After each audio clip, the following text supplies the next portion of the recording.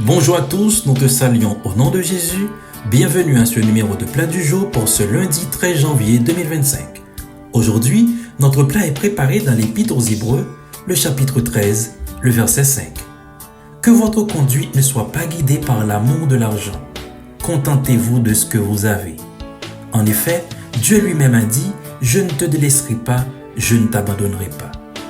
Ce verset met en garde contre une attitude de cupidité qui consiste à placer une valeur excessive sur l'argent et les possessions matérielles. L'argent, bien qu'utile et nécessaire pour répondre aux besoins de la vie quotidienne, devient un problème lorsqu'il prend la première place dans nos cœurs. Cet amour démesuré pour l'argent pousse souvent à des comportements égoïstes, des décisions immorales et même à des crimes. C'est ce que Paul souligne également dans 1 Timothée chapitre 6, les versets 10 et 11.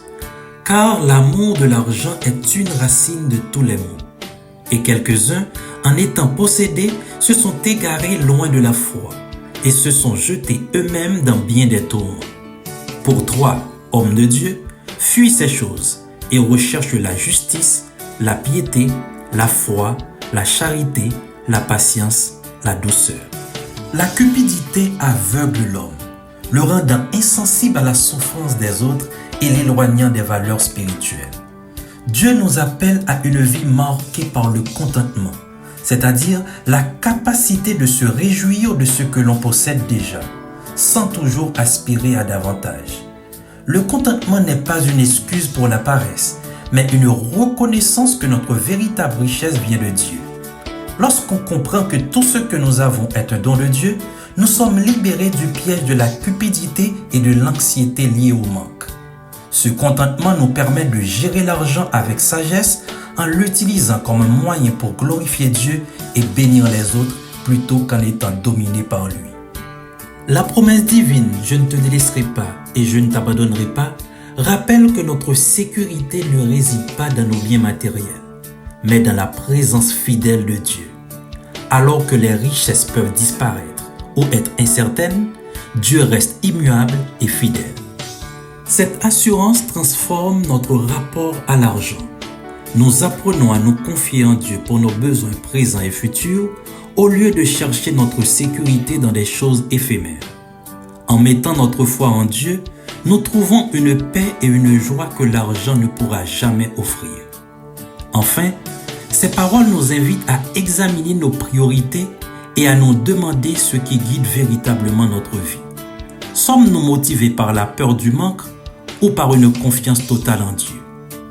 En rejetant l'amour de l'argent, nous pouvons vivre dans une véritable liberté où nos possessions matérielles ne définissent pas notre identité, mais servent simplement à accomplir les desseins de Dieu.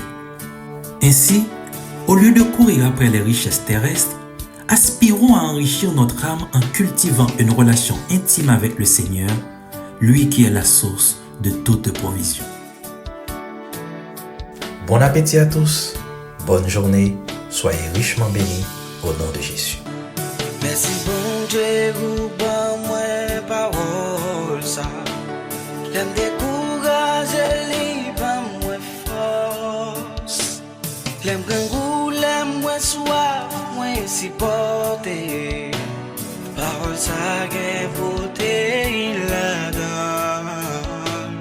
T'as pu pas quitter le passé au matin. Pour pas prendre rendez-vous avec moi. Ça me pas jeune médicament mon besoin. Pour passer jour